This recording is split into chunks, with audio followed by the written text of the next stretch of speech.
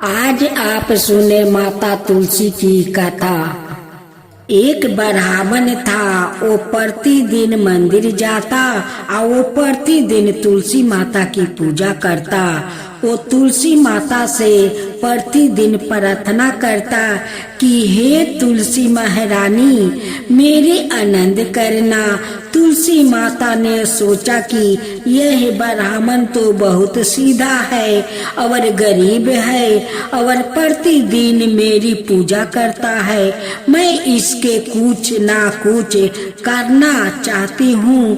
तो तुलसी महारानी एक कन्या का रूप बनाकर बैठ गई और उस ब्राह्मण को बोला कि ब्राह्मण मैं भी तेरा घर आना चाहती हूँ। ब्राह्मण ने सोचा कि 6 लड़कियां तो मेरे पहले से ही है और 7 लड़कियों का मैं कैसे पालन पोषण करूँगा, लड़कियों की शादी कैसे करूँगा, मेरे पास तो कुछ ऐसा भी नहीं है। या ब्याह विचार करके वो बहुत परेशान रहने लगा। उसको तो खाना भी नहीं भा रहा था। उसकी औरत ने कहा कि क्या बात है, आजकल बहुत दुखी रहने लग गए हैं। तो इस पर ब्राह्मण बोला कि मैं मंदिर जाता हूँ, वहाँ पर एक छोटी सी सुंदर सी कन्या बैठी है और वो कहती है कि ब्राह्मण मैं आपके घर आऊं। उसकी पत्नी बोली कि अरे इसमें परेशान होने की क्या बात है, आ रही है तो आने दो। ब्राह्मण बोला कि पहले से अपने 6 लड़कियां तो ही है, उनकी भी अपने को शादी भी करवानी है। तो इस पर ब्राह्मणी बोली कि अरे या तो कोई बात नहीं है, अपने 6 लड़कियां की शादी करवाएंगे, वैसे 7वीं को भी करवाएंगे। अपना 7 लड़कियों की शादी एक साथ करवाएंगे। अगले दिन जब वो ब्राह्मण मंदिर गए तो उस छोटी सी कन्या ने पूछा ब्राह्मण मैं आपके घर आऊं? तो ब्राह्मण बोला कि हाँ चलो बेटा चलो। उनके वो घर पर लेकर आ गया। तुलसी माता कन्या के रूप में ब्राह्मण के घर आने से ब्राह्मण के घर बहुत आनंद हो गया। घर में लक्ष्मी की बरसात हो गई।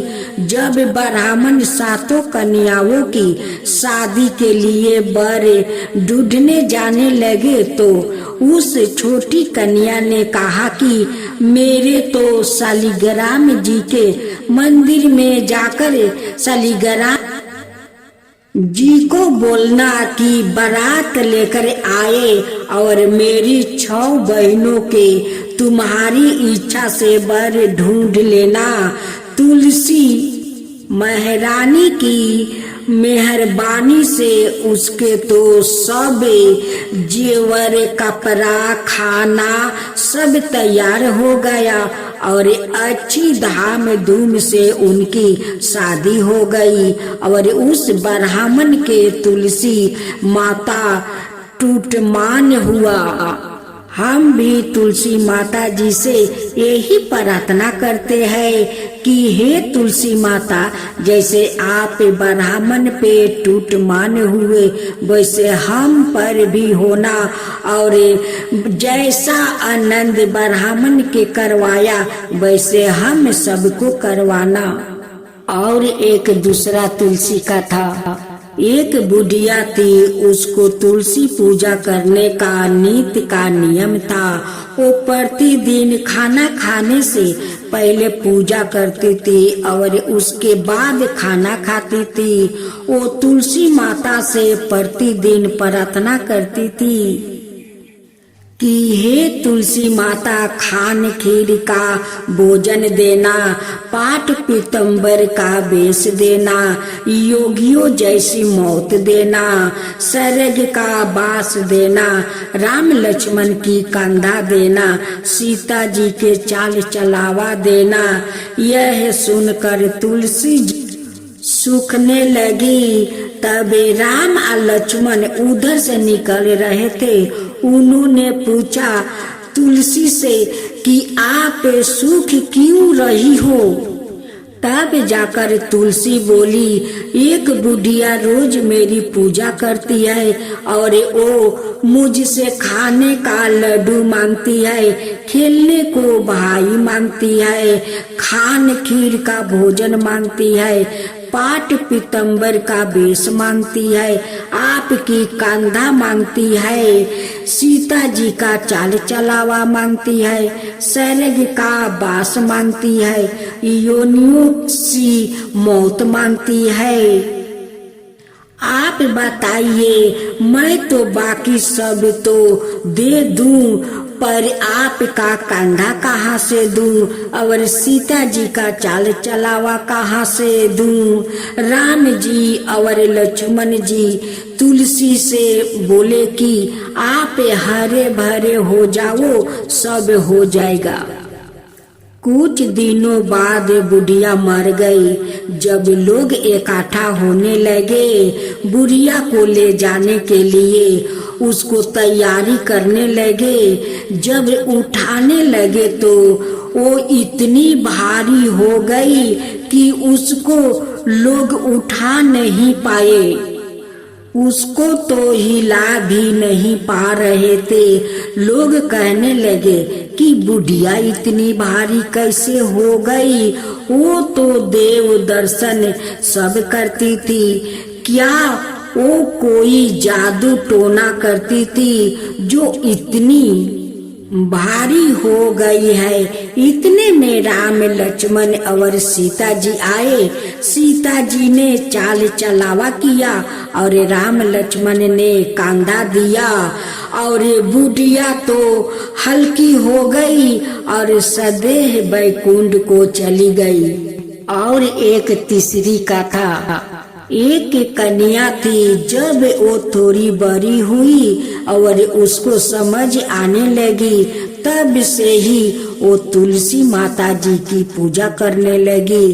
उसके प्रतिदिन का नियम था कि तुलसी माता जी का पूजन करने के बाद ही वो खाना खाती थी। जब वो कन्या शादी के लायक हुई तब उसके माता पिता ने उसकी शादी करवा दी। कन्या को उसके माता पिता ने दहेज में भी एक तुलसी का गमला दिया। ससुराल में वह प्रतिदिन सवेरे उठते ही पूजा करती, फिर उसके बाद ही खाना खाने बैठती थी। उसकी जो जेठानियां थी वो दोनों उसका मजाक उड़ाती थी कि बड़ी नियम धर्म वाली बनती है। उन दोनों को उससे बहुत ईर्ष्या होती थी, इसलिए वो दोनों तुलसी जी का गमला छुपा देती। वो कन्या बड़ी मुश्किल से गमला ढूंढ कर लाती, अच्छे से पूजा करती और फिर खाना खाती। वो गमला ढूंढ कर ले आती तो एक दिन तो उसकी जेठानिया ने क्या किया कि गमला ही दूर फेंक दिया। कन्या ने खूब ढूंढा पर उसे गमला नहीं मिला। वो बहुत ही परेशान हो गई। उस दिन तो उसने खाना भी नहीं खाया। उसका नियम जो था, उस कन्या की सच्ची भक्ति देखकर तुलसी माता उससे बहुत पसंद हो गई और उसके कमरे में तुलसी माता का गमला प्रकट हो गया। अगले दिन सुबह जब वो उठी तो क्या देखती है कि उसके खाट के चारों कोने पर तुलसी माता का गमला आ गया है। यह देख कर वो तो बहुत प्रसन्न हो गई कि अब मेरी तुलसी माता को कोई चोरा नहीं सकेगा।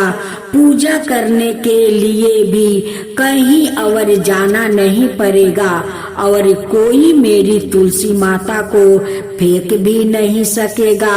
वो तो जल्दी से उठ कर स्नान करती है और तुलसी माता की पूजा कर लेती है। जब वो खाना खाने बैठी तो उसकी जेठानिया मजाक करने लगी कि लो देवरानी का नियम धर्म पूरा हो गया।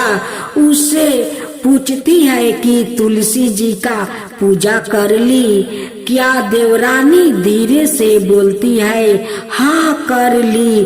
जेठानिया बोलती है कहाँ से कर ली पूजा?